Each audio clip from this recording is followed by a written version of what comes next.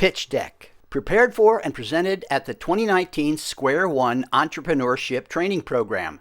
Square One is a program of the Center for Emerging Technologies. CET is an affiliate of the Cortex Innovation Community. Square One is funded in part by the Missouri Technology Corporation.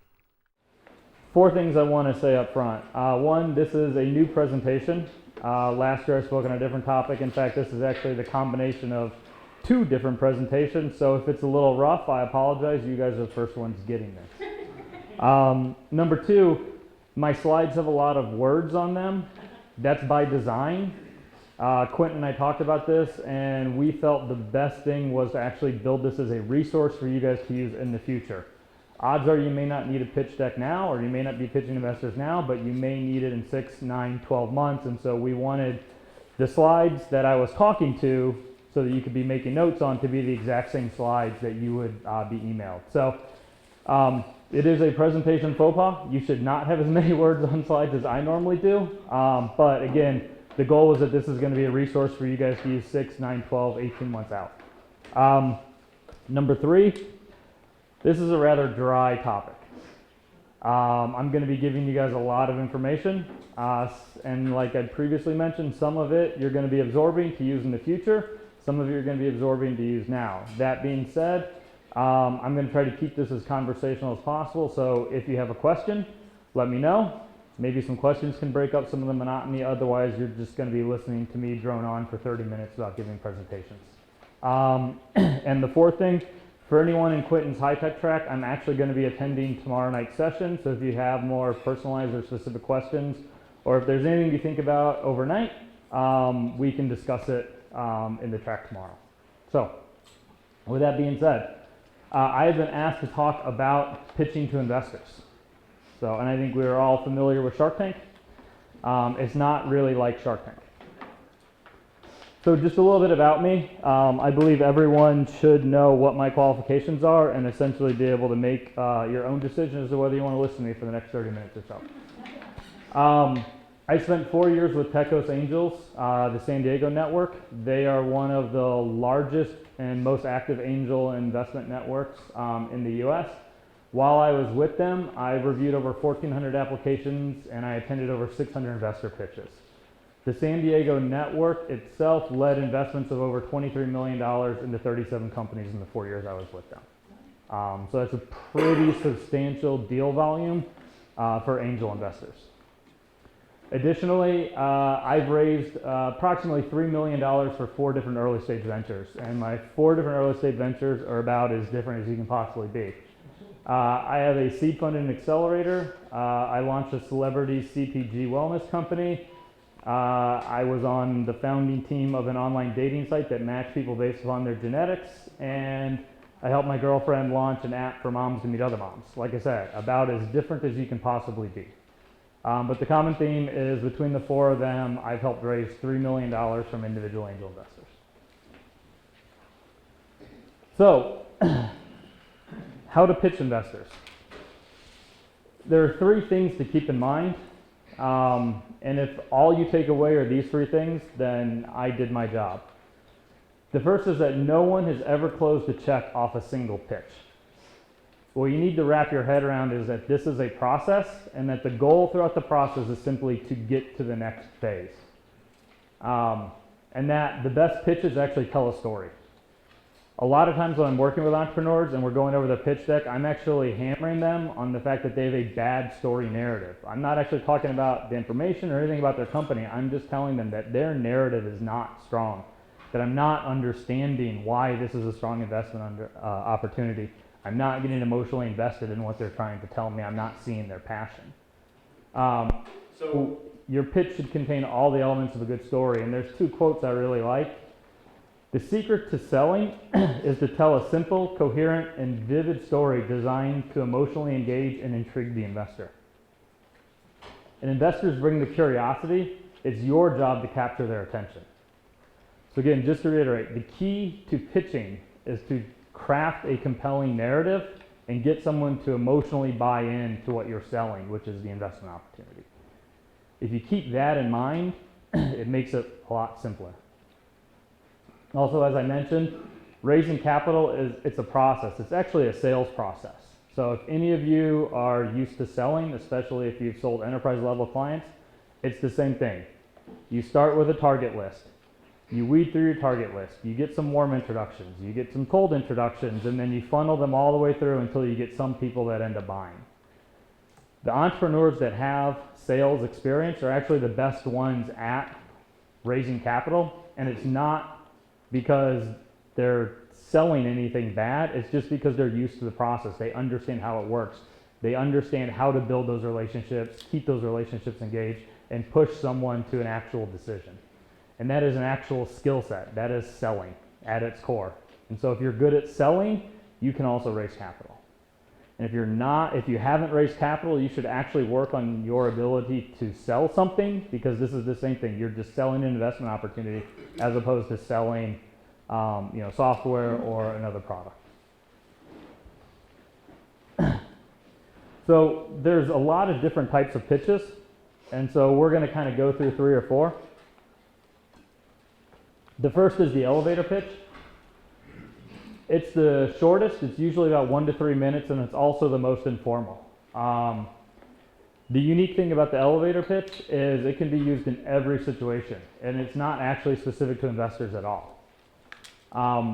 The goal of an elevator pitch is essentially to initiate contact or generate initial interest. I like to tell people, when you meet someone at a party and they say, "What do you do?" what you follow with is your elevator pitch. So it has absolutely nothing to do with selling an investor, but you have to have a clear and concise description of what you actually do.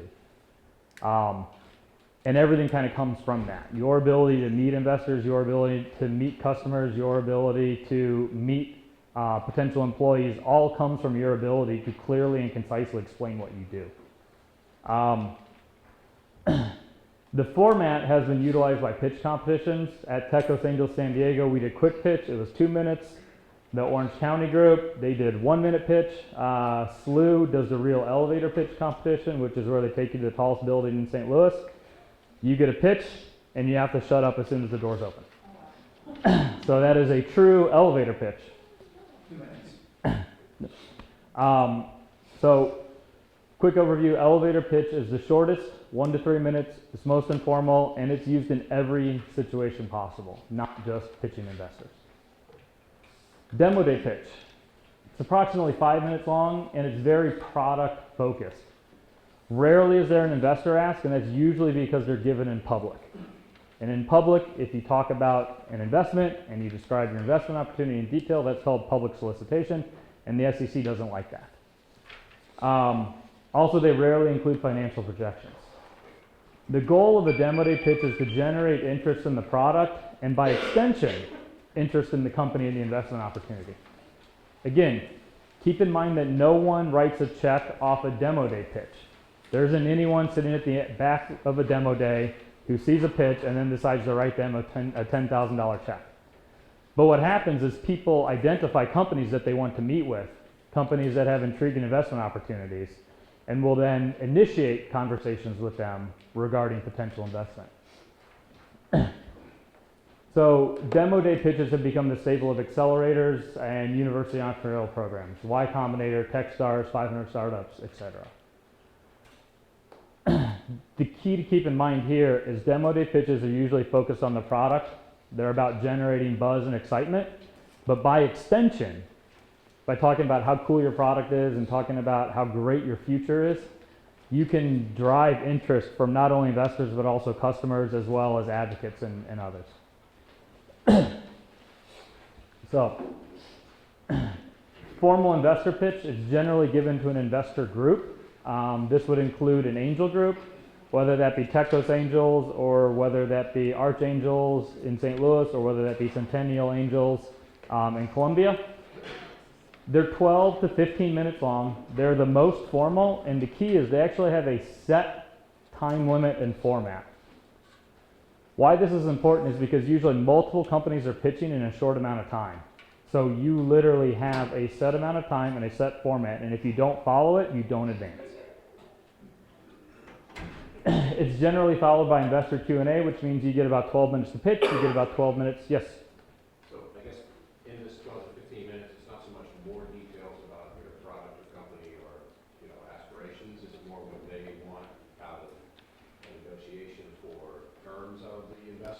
Terms will come much later in the process.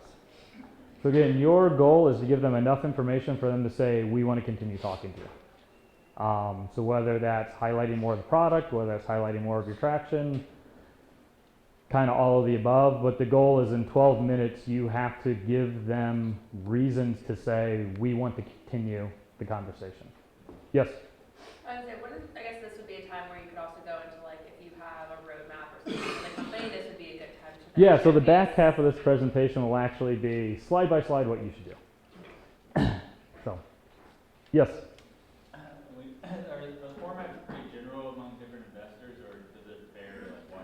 It's pretty standard. There's about 10 to 15 topics that you should cover. How you cover that.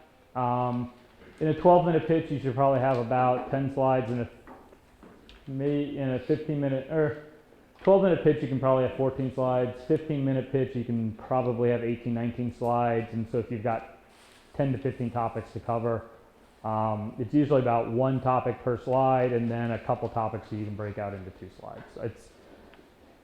I'll say it again at the end of the summer, it's formulaic, but yet it's very different for each company and presenter. It's same topics, but how you address those topics gets very individualized very quickly. Did that answer your question? All right. Anything else? So what's unique about this format is it's usually followed by an investor Q&A session. It generally matches the same amount of time as the pitch, and what I'll tell people is the Q&A is actually the most important session. Most people overlook the Q&A. Most people will actually go over on time in their pitch and cut their Q&A time down. Because again, keep in mind, if they told you you have 12 minutes to pitch and 12 minutes for Q&A, you have 24 minutes and they're moving you out and they're moving the next person in. The reason Q&A is the most important is it allows each investor in the room to ask a question about the reason why they don't like the investment opportunity. The more of those questions you answer, the easier it is for the room to say, yes, let's advance them. If all you do is pitch and you don't answer anyone's questions, they're all just left with the thoughts in their head about why they didn't like the investment opportunity. Again, the goal is to generate enough interest to get a follow-up meeting, to continue moving along their process, whether it's pitching to the entire group or eventually moving into due diligence. Yes? Can I just say that again? So the goal is to, with these pitches, you want to hear the reasons why the investor doesn't like the offer. That's in the Q&A. When they're starting to ask you questions, they're going to ask a question related to something they didn't understand or something they didn't like. That gives you the opportunity to correct them and to reset their mind frame. Does that make sense? Yes, but you as the pitcher is after information as to why they didn't like it. So when you pitch, investors are always looking for reasons to say no. Okay. Okay. So they have reasons to say no. The Q&A is when that comes out, and that's your chance to say, no, you didn't understand, or, oh, let me go into that a little deeper. So the Q&A is your chance to turn their no's into a yes. Does that make sense? Yep. All right. So the last type of pitch is what I'm going to call an informal investor pitch. These are usually 30 to 60 minutes long. They're fairly informal. There's no set structure. May occur over a lunch, a happy hour, coffee, and it may not actually even require a pitch deck. However, you should probably have one ready. And this is usually where you have a single investor or maybe 1 or 2 investors, and they just invite you into their office and you guys just talk for 30 to 40 minutes. And then at the end, they'll decide whether they want to continue the process forward or not. It's going to be extremely conversational. And again, the goal is simply to generate enough interest to get a follow-up meeting and eventually move in to due diligence with them.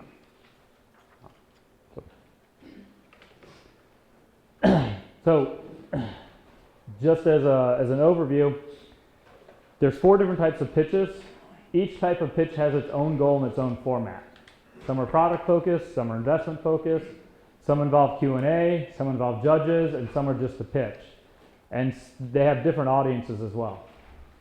Because of that, you actually need to treat each pitch as an individual pitch. And what I mean by that is you can't take a 12-minute formal investor pitch and just scale it down to a 5-minute demo day pitch. Or you can't take a 12-minute formal investor pitch and scale it down to a 2-minute elevator pitch.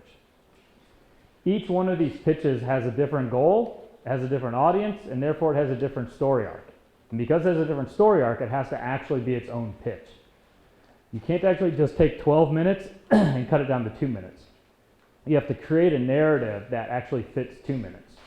Does that make sense? This is one of the biggest mistakes I see investors make, is they make one standard, like 15-minute pitch, and then they cut slides out in order it to fit in the time frame that they're allowed to pitch for. And then you get a really disjointed pitch. I liken it to, let's say you wrote a script for a movie, and you made a 3-hour movie, and I told you I'll only finance an hour movie, and you just threw out 2/3 of it. It wouldn't work. There are aspects in that 2/3 that are going to tie what happens in the beginning to the end. You can't just throw it out. Or you can't just run it 3 times as fast and say, well, I went through the same amount of information, but it only took me 5 minutes. Yes? For the informal, and this is the previous slide, but for the informal one, have you ever been in a situation where it just stumbled upon you, maybe you didn't have a laptop, and do you always keep like a pitch deck, like say on your phone or something like that, or have you ever just gone without? Informal pitch is more when like someone invites you in, but they're not putting you up in front of them and giving a pitch to a group. It's more like, hey, let's just sit down. I met you at such and such. Someone told me I should meet with you. Why don't you tell me what you do? Type of thing. So it's not informal, like off the cuff. That being said, when I was actively pitching, I had copies of my pitch deck everywhere. I had them in Dropbox. I had them in the cloud. I had them on my iPad. I had them on thumb drives that were just in my car, and at any point in time if someone needed me to pitch, if I didn't have my computer on me, I could figure out a way to do it. I think I even had hard copies laying around, just because you never do know. The vast majority of the time, someone's going to schedule a time for you to meet, which then means you can adjust your pitch to meet their expectations. Does that make sense? All right. So I want to kind of talk about how Techos Angels worked, because this is going to mirror what you'll find with traditional angel groups and also kind of mirror what you'll find with individual angels. And I call this a process because, again, this goes back to you don't pitch and get a check. It's an entire process. So it started out with having to network to find connections within the organization. So that requires an elevator pitch. You were then asked to submit an application. Within that application, you were asked to include a pitch deck. Now at this point, I'll mention, in my 4 years that I was there, I only saw one application get funded that didn't already have connections to the network. So this first step about networking and finding connections to the organization is very crucial to it working. Yes?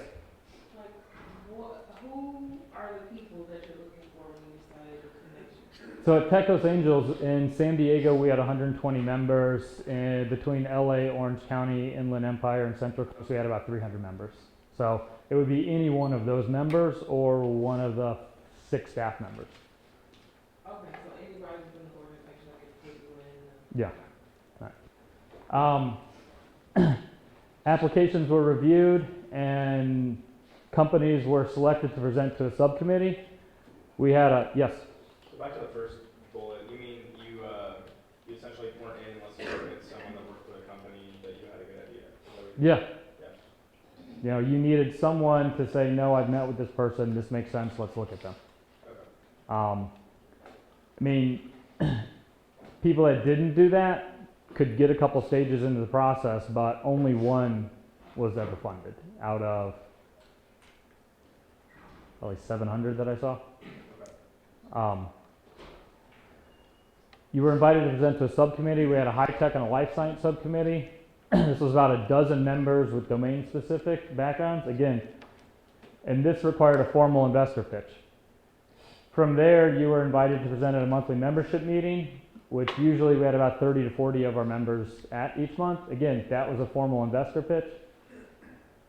If there was enough interest from the general membership, you were invited to a deep dive due diligence meeting, which kind of became an informal investor pitch. We then would go into full due diligence, and then after we completed our due diligence and terms were set, you would go on a roadshow to our syndication partners, which again was a formal investor pitch. So you can see throughout this entire process, you're pitching multiple times. You're using an elevator pitch. You're using a pitch deck that you sent in. You're giving formal pitches. Yes? What's the workshop? It's just where we would take you around to other investor groups and let you pitch them to see if their members were interested. Yes? So if you, I don't know, if someone worked for the company that brings in somebody that they think has a good idea and it gets all the way through and they get funded, does that person in the company get some kind of cut or nothing? Nope. Nope. So just to kind of show you what this actually looks like, yes? So you wouldn't even start that process unless you found a likely lead investor who's going to champion you through the process. The organization would be your lead investor, but you would need multiple internal champions that were interested in what you're doing to make it through this. Does that make sense? Yeah. So if you look, when I was with Tecos Angels, we were getting 20 applications a month or about 250 applications a year. Only 50% of those made it to the committee meeting. The committee meeting only had probably 10 to 12 investors present. Half of the companies that made it to the committee meeting would be advanced to the general membership meeting. But again, only a quarter of the companies that applied would actually get to pitch to the entire membership. From there, approximately 10% of the companies that applied would be invited to an initial due diligence meeting. That meeting would usually last about 3 hours. And from there, we would actually only do due diligence on about half of those companies. That due diligence process would take anywhere from 6 to 12 weeks. But again, you're looking at only about 5% of the companies that applied made it this far. When we actually came to funding, we were funding less than 4% of the companies that applied a year. And if you look at venture capital, that number is actually less than usually 1%, and in some cases less than 0.01%.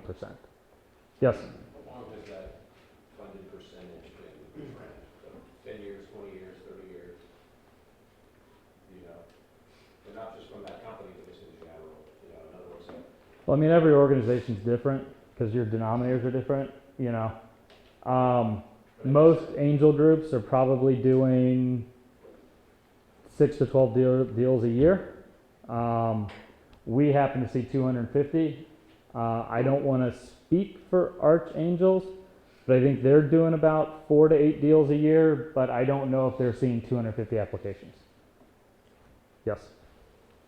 If I understand that investors are looking for something to invest in, so they expect to get a return on their investment. Yes. Is there any particular kind of percentage that they're looking for to make it viable? That is a very complicated question that cannot be addressed because it depends on the individual investor's investment thesis. So, depends on the individual investor's investment thesis. Yeah. I think an interesting point to bring up, and I'd be interested if, so I know that Archangels expect each member to invest a certain amount per year. Yes. I don't know if Tecos Angels have a Yeah, similar. 50,000 a year. We And give you so- the first 2 years off to kind of see deal flow, but the expectation was $50,000 a year. And so if the denominator is different, you know, that's an interesting thing to think about. You know, if there's less deals to look at here, but everyone still has to. True, but I'll say the numbers are different. So Tecos Angels had 120 members. Yeah. Okay. Archangels probably only has 60, 65. What was the total amount when you were there that was invested per year by All 5 networks were doing 12 to 16 million a year. It gets a little difficult because we were investing together to say what came out of San Diego. Oh, okay. What I can say is like the deals that were led by San Diego in my 4 years, God, I think it was 37 deals, $23 million. But a lot of that is follow-on funding. So when you look at first-time funding versus follow-on funding, that number gets different. But yeah. Yes. You say investors thesis, like college thesis? Like what they're looking to get out of an investment. Okay, that's what's called a thesis? I don't know why it's called a thesis. That's what you say investors thesis. is what I'm saying. Yeah, I don't know why it's called a thesis, but it's the rationale of what they're investing I upon. just want to make sure I heard the right word. Yeah. And are those public? before you? No, go it's out an to it? individual person. Okay, yeah. So like Oh, me as an individual am looking for X, Y, and Z. okay. Tom as an individual is looking for A, B, and C. Okay. Understood. Doesn't mean he's right, doesn't mean I'm wrong. Yeah. We may find a deal that fits both, or he may find a deal that he loves and I may find a deal I that, was wondering if that person living in a thesis, something new on paper, that somebody wrote. no, Personally. no. All their essays, but, Yeah. okay. Yes, Can you speak to like, there's like, I think it's a little bit different, but like with Carolina Angel Network or some of the other groups where they'll advise a series of, like you'll have a group advisory firm that's advising a series of angels investors and they'll make a recommendation, is that something? I'm not familiar with that. Most of the angel networks I'm familiar with do all of their own work. They'll source their own deals, they'll review their own deals. The only difference would be like a syndication deal where someone that another angel group that they've worked with in the past says, hey, we've got a cool deal, do you want to look at it? I've heard a couple in like Birmingham, and I don't know if there's any in St. Louis, but like they'll have a group and they'll advise their, and like the surrounding area, so they're more location based too, and then they'll source the deals for groups such as something. So that gets tricky because that you actually need to be a broker dealer licensed by the SEC, which if you're a startup, I would stay away from anyone that requires a broker dealer license. It just gets tricky and they're making money off of selling your deal. What I like about most angel networks is most don't charge entrepreneurs. They understand that they need the entrepreneurs to make the investments that they're looking for, to get the returns that they're looking for. I don't want to speak specifically to that, but the cleaner, the better. With Techos Angels, you literally, the people that were going to be investing in your deals are the ones who are making a decision about whether you move forward or not. So, yes? Do they typically look for like a higher volume of sales or a higher price of sales? Can't. It depends on stage and what their investment thesis is. So, all right, so this is going to be the more drier part where we're going to actually talk through what makes a good pitch. We'll start with the elevator pitch. So things to keep in mind, a good elevator pitch has an attention grabber. Interesting stat, and it's legit, I've looked it up. The average human has an attention span of 7 seconds. A goldfish has an attention span of 8 seconds. Goldfish have longer attention spans than us. So when you think about it, you're out pitching someone, they've got their computer in front of them, they've got their phone in front of them, they're thinking about what their wife wants to pick them up, they're thinking about how they're maybe late for picking their kid up, whatever. It's very hard to break through and get their attention, and if you can't do it in 7 seconds, you're not ever going to be able to do it. This becomes very important when you're doing elevator pitches because you may be meeting in a chaotic environment. When you're doing a formal investor pitch, everyone kind of like gets ready and they know there's going to be 12 minutes and they force themselves to pay attention for the first 4 or 5 slides, and then they decide whether they're going to pay attention or not.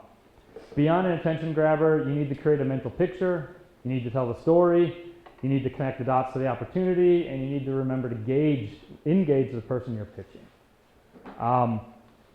Quick plug to I-10, starting 2020, they're doing monthly elevator pitch workshops. It's open to any I-10 company. There's a group of 5 or 6 of us, and we work with you to craft a strong elevator pitch, and then if you attend 2 of the workshops, you get a pitch at a Venture Cafe event.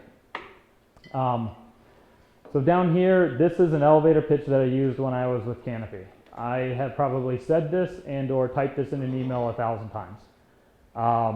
And that's how you get with a good elevator pitch. You're constantly saying it over and over and over again. But that's why you also need to really work on crafting it. And for the written version, I had multiple people that were better at language and grammar than myself read through it to make sure it was grammatically correct. Because again, in probably 1 out of every 4 emails, I ended up including that. Mainly because someone was like, gee Jack, what do you do? Canopy San Diego is Southern California's only seed stage accelerator program for technology and business infrastructure companies that support the legal cannabis industry. Interesting, if you look here as an attention grabber, Southern California's only seed stage accelerator, legal cannabis. Those tend to get people's attention very quickly. As an accelerator, we invest cash, mentorship, and services in our portfolio companies to accelerate their development. telling the story of what we do. In return, we hold a 5 to 10% equity position in each company, and our investors share in the success of our portfolio companies. Connecting the dots to the opportunity, Canopy San Diego does not invest in companies that directly grow or sell cannabis and its derivatives. But again, it took me a while to get to that, but powerful elevator pitches are a key tool in your entrepreneur belt. Moving on to more formal pitches.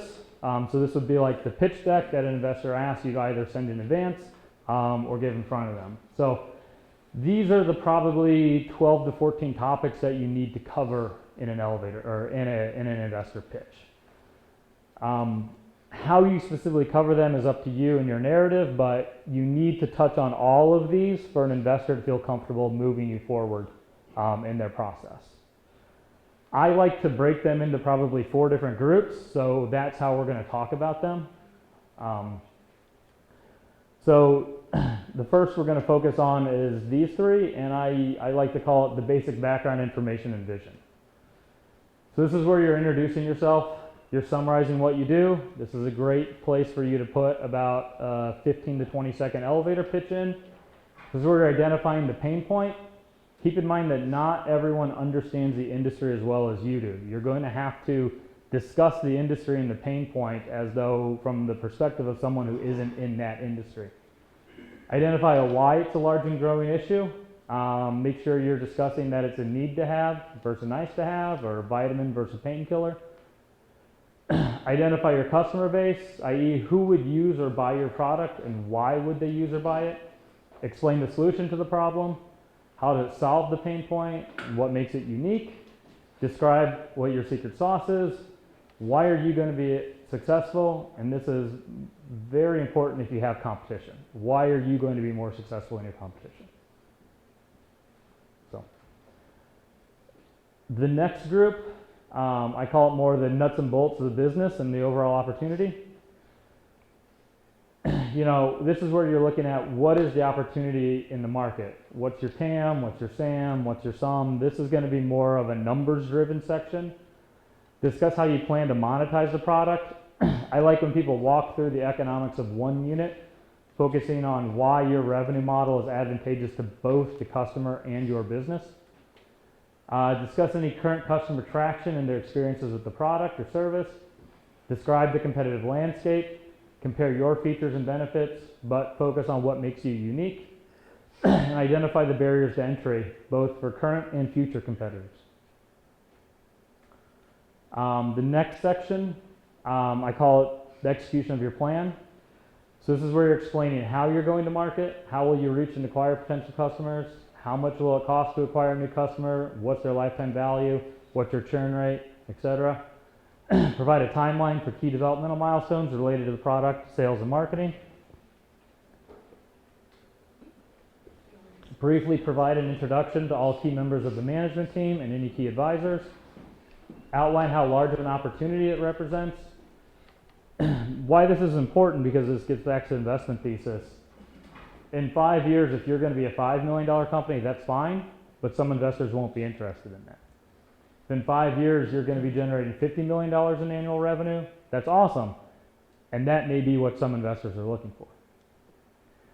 You need to demonstrate that you have an understanding of your financial model, including the rationale for all assumptions. Demonstrate that you can run your company with capital efficiency. Again, there's a difference on spending $10 million to hit $5 million in revenue or spending $10 million to hit $100 million in revenue. I will do a caveat to this because there are biotechs in the room. Biotech investors expect you to spend a lot of money before becoming cash flow positive. That's just what they're looking for. They're okay with that. It doesn't mean you can spend crazily. They still want you to be capital efficient with that. But when you say something like, we're going to have to go through $75 million before we get our first licensing deal, some of them are okay with that. On the tech side, if you tell them you need $75 million before you get your first paying customer, they're going to tell you to go to Silicon Valley, and even they may not invest in you. The last section is kind of the investor-specific details. You should discuss what the risks are moving forward and how you plan to mitigate them. You're going to need to outline your future funding need. Again, is the company going to require $10 million or $250 million? There's nothing wrong with requiring 10 or 250, but going back to an individual investor's thesis, some will want to invest in companies that only require 10 million. Some will be okay investing in companies that require 250 million. Explain the use of funds for the current fundraising effort. Outline an exit strategy. This gets back to how you're going to give a return to your investors. This is extremely key because this is what they're going to be looking for. Does your plan for paying them back match what they're looking to get out of the investment opportunity? And briefly outline the deal. So, any questions on that section? There's a lot in there, and the whole goal is that it will be in your inbox and you can use it whenever you need it. Yes? I have a question. Yeah. I actually created a pitch deck, but it was more for like a grant versus investors. Mhm. So my question is that with our company, we target different industries. Yeah. So of course, government, but then also consumer goods, and that breaks down into runners, bikers, hikers, and then when it comes to the government side, road construction workers, firefighters, police, Coast Guard, Yeah. things like that. The information that we're putting in the investors deck, because we have different verticals with our products, do you think that is overkill, or do you think that a company should focus on one thing and then kind of mention we would like to grow in this direction? I mean, that's a deeper conversation, Okay. but you have to be good at one thing before you can be good at many things. So I always tell people, pick a niche, show that you can dominate it, show that you prove value, and then move out from there. Especially when you're talking about very different verticals with very different go-to-market strategies. You're talking government, which is a long sale, and then you're talking like runners, which can either be direct to consumer or you can use middleman, try to get on big box shelves. Those go-to-market strategies are so wildly different. It's going to be very difficult for a small team to be good at multiple of them. It's going to be hard to even be good at one of them. So, any other questions? So, just to summarize, pitching is very individualized to the presenter and the company. There's no one-size-fits-all secret template or format. The caveat is there are 10 to 15 things that everyone needs to discuss. How you discuss them, how you pull that into your own story arc and narrative, that's up to you. Being good at pitching requires a lot of practice, and it also requires a lot of moving your slides and concepts around until you find which ones naturally fit together. And remember, pitching is simply telling the story of your company or vision. And I'm going to repeat these because they're key quotes. The secret to selling is to tell a simple, coherent, and vivid story designed to emotionally engage and intrigue the investor. An investor's bring curiosity, is your job to capture their attention. Just because I tell everyone this, you should only be pitching accredited investors. There's an actual definition by the SEC of what an accredited investor is. If you ask a potential investor if they're an accredited investor and they don't say yes, you shouldn't pitch them. Or if they say, I don't know, I'll have to get back to you, you shouldn't pitch them. Or if they say, I'll have to talk to my accountant, you shouldn't pitch them. Everyone knows if they have $1 million in assets, not including their home. And again, this is as defined by the SEC. So keep that in mind when you're going out and pitching. There will be a lot of people who will tell you they're investors, but there aren't many that are actually accredited investors. A couple additional notes. I tell everyone to have two versions of your pitch. One that is the high concept of minimal words, which is the one that you're actually pitching in front of.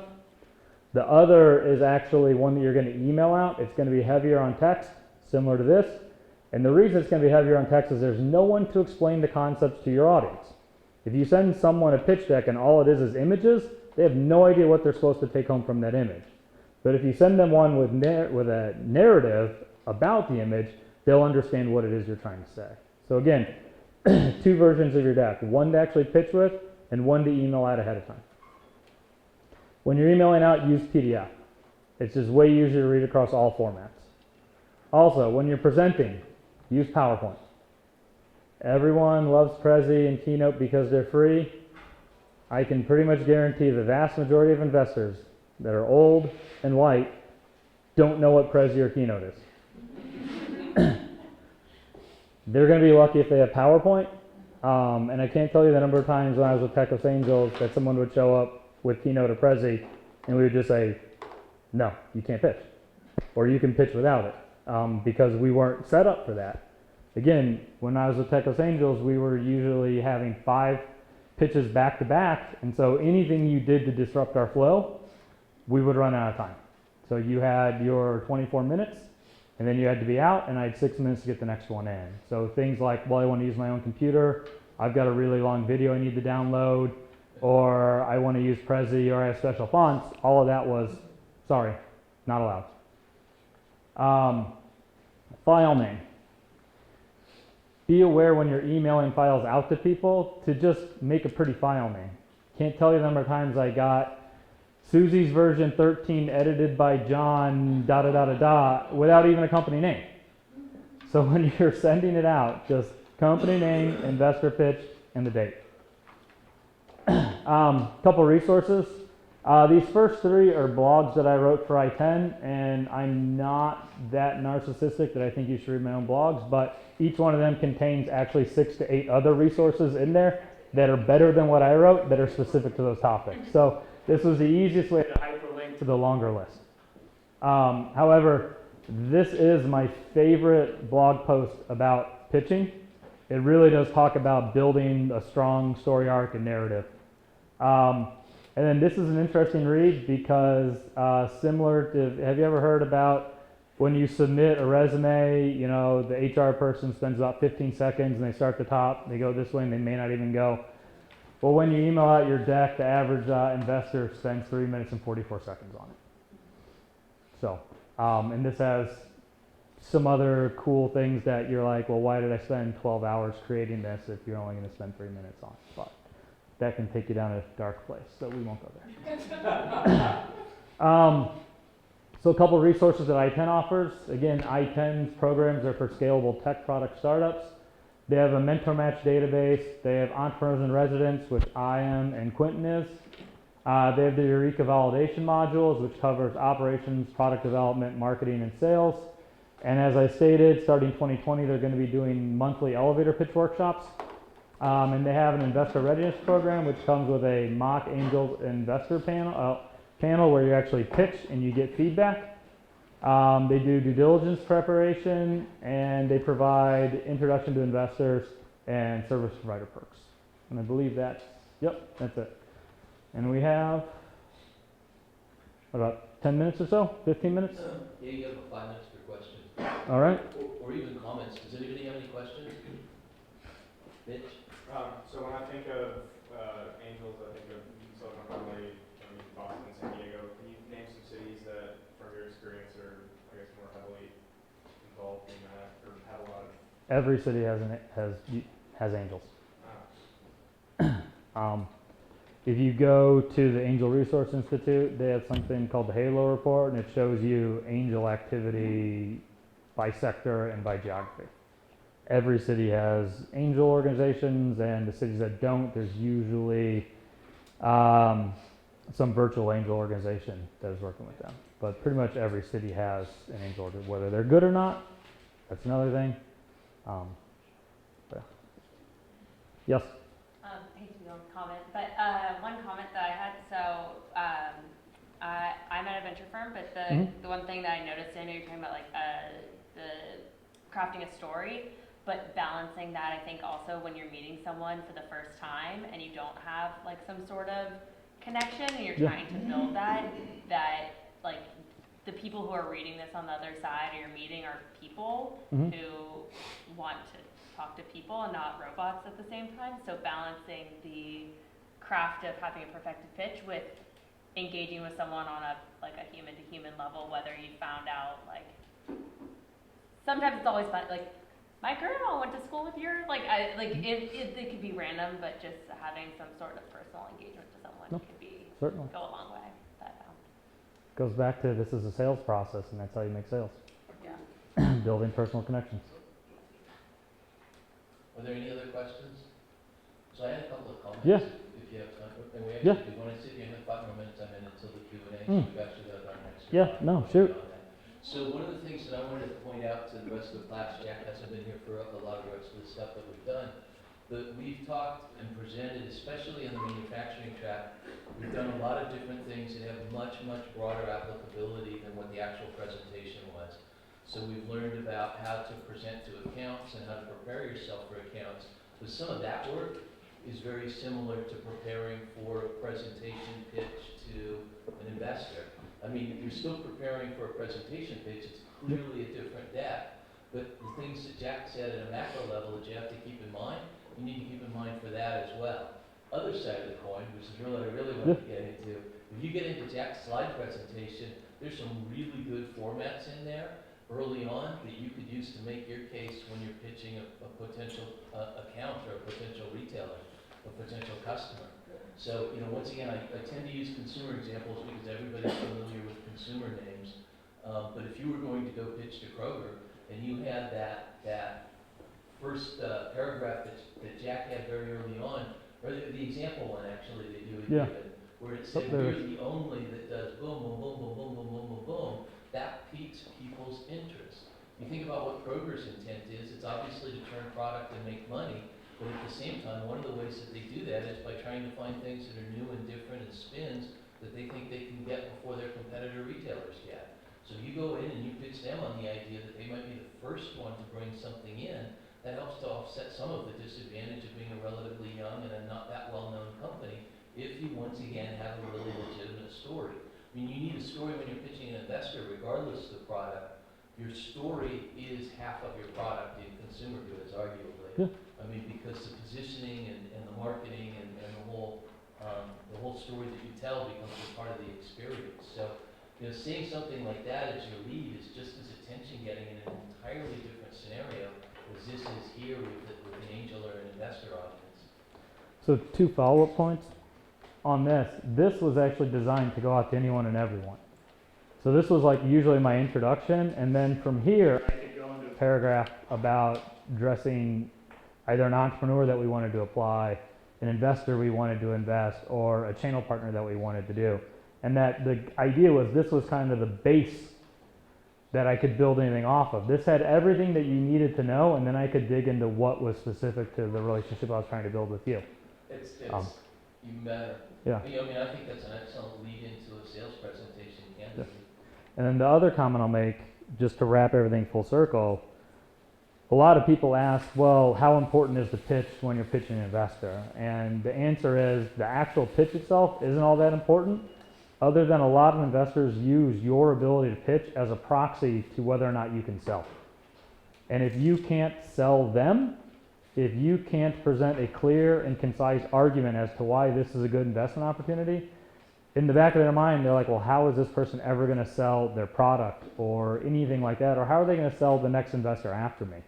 So again, it goes back to all of these are kind of the same. What you're selling shifts, but it's the same way of thinking and laying out why this is a good, you know, the story and compelling and all the things like that.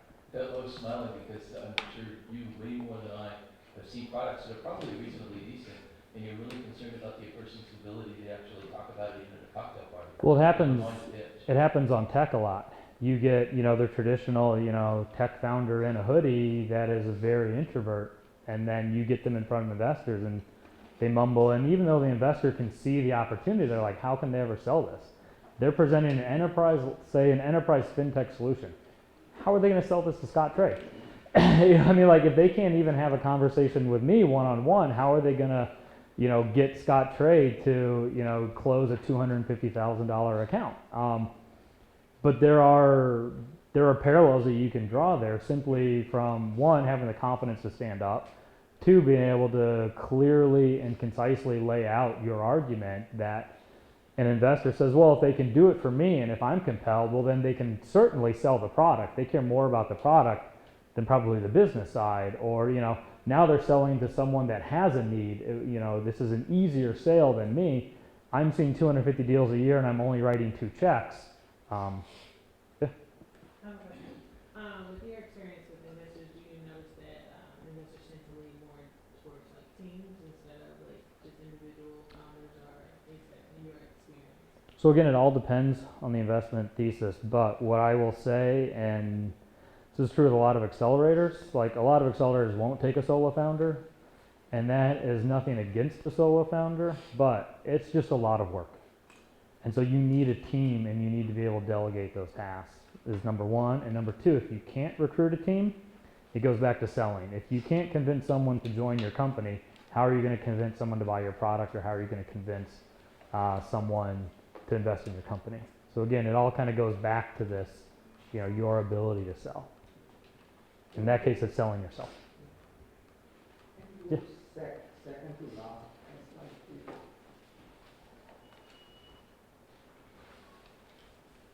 That one? Yeah, that one. Now, you mentioned about vision, product management, marketing, sales. So is it ITAM does that, or train on that? They have modules that you work through these, and it highlights areas that you need help, and then you can go and find the mentors that match to help you through those areas. And how often do you have all those, It's available online. all online? Yeah. Was this an all-tech fund that you were in San Diego? I know you said, but I forgot. With Techos Angels, we did anything and everything. So we did consumer products, we did B2C apps, we did enterprise, we did drug discovery, we did medical device. Could you talk a little bit about how the mix ratio changed in the 4 years that you were there? Yeah, so about 60% of the deals were tech or other, 40% of the deals were life science, 60% of the dollars were life science, 40% were tech.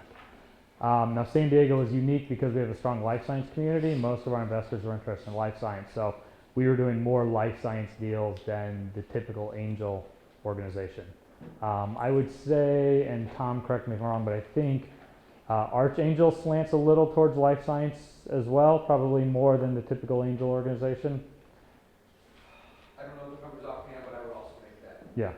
And again, it's just you've got WashU, you've got a whole bunch of ex-Pfizer people. It's just angel investors invest in what they know, and so when you have a lot of science people with money, they invest in science deals.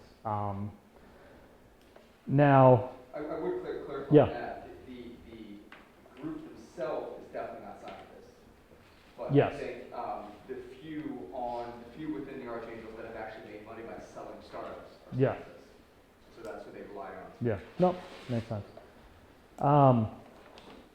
I'll say consumer products were difficult to get angels interested in just because the exit's unclear. And the go-to-market is tough unless you have the right team that has done it before. I will say that might be changing because we've seen a boom in kind of acquisitions of consumer products or consumer health and wellness. I don't have insight into how that's changed on them. I don't know if it would have changed in San Diego, but it may have changed in like LA or Orange County, where they're maybe a little more open to that. Definitely see that more in LA, right? Yeah. I think a lot of that too, it's interesting to track because as you had that trend, Silicon Valley started to plateau in terms of where they were able to invest their money. You had a lot of people who had lived in that bubble of their own brightness. Yeah. And they were looking for new investments, and they went headfirst into a lot of consumer goods investments because they thought what could be simpler. Yeah. And they managed to basically drive them into the sandbar because they didn't understand the nuanced Yeah. differences in supply chain and distribution and all these other things. So I think that some of that has been just driven by restless capital looking for a new home, that more so than truly new innovation or Yeah. increase in interest in consumer goods for the sake of consumer goods. The other comment I'll make as it relates to consumer products, investors get antsy when you're raising money for inventory because you're taking their money and you're not necessarily making the company or product better. You're just holding inventory. So a lot of times they get a little shaky with that. But unfortunately, that's just how consumer products is. It's a different cash flow than you have with like a SaaS-based tech company. And so a lot of them that are used to that level they just can't wrap their head around what the cash flow needs are and how different it is for consumer I products. think another thing, you talk about proving yourself out before you're viable, Mhm. coming in with a team and all these other things. That process arguably happens many, many millions of dollars later in consumer goods. Yeah. So I tell people that consumer goods, there are no mistakes. There are only raging successes and mushroom clouds. Yeah. You either go up in a mushroom cloud or you're on the cover of Wall Street Journal. Mhm.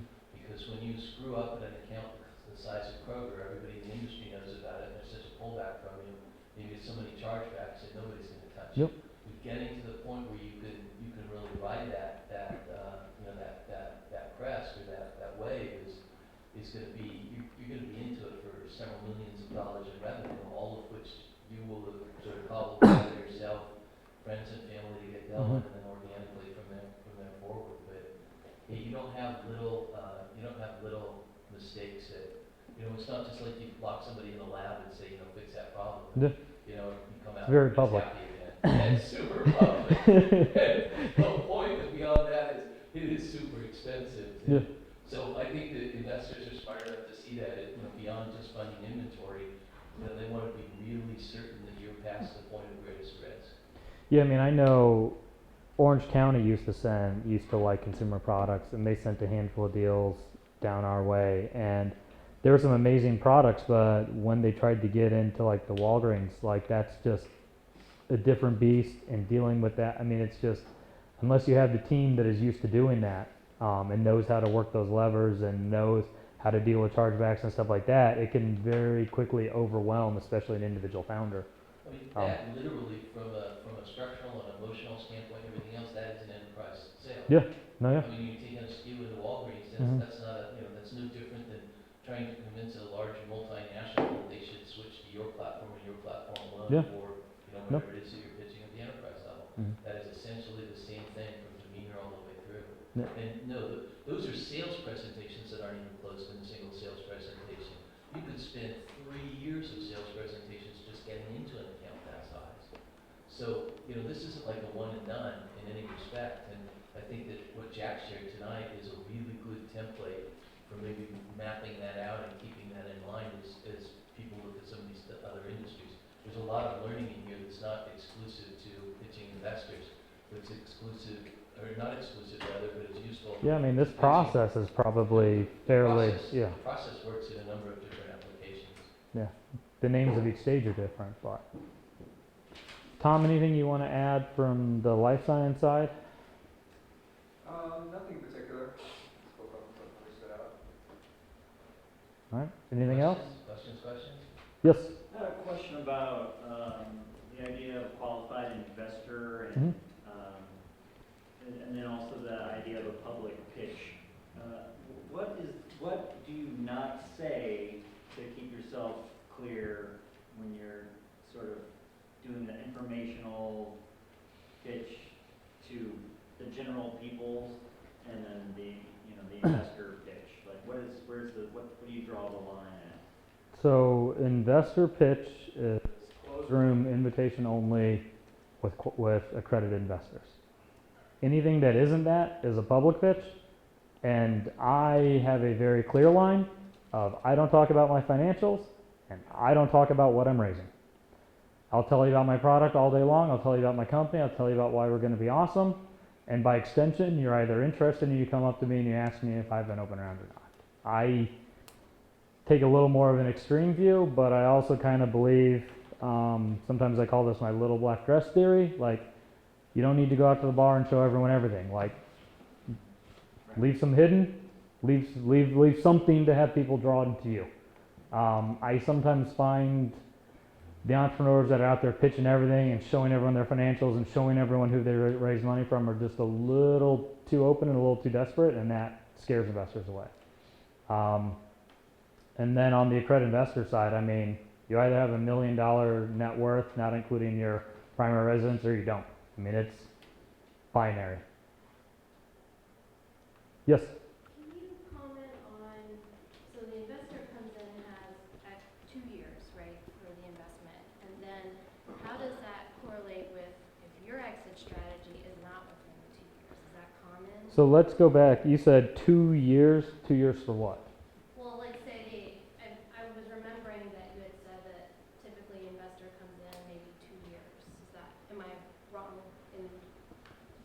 Most angels are looking for a return in 7 years. Most venture, 7 to 10, most venture capitalists are probably looking 5 to 7. Seed stage is maybe looking 7 years. That's all. They'll wait that long. Wow. That's what it takes. Yeah. So then you should target exit strategy within that time frame. Yes. Anything else? Thank you very much, Jeff. All right.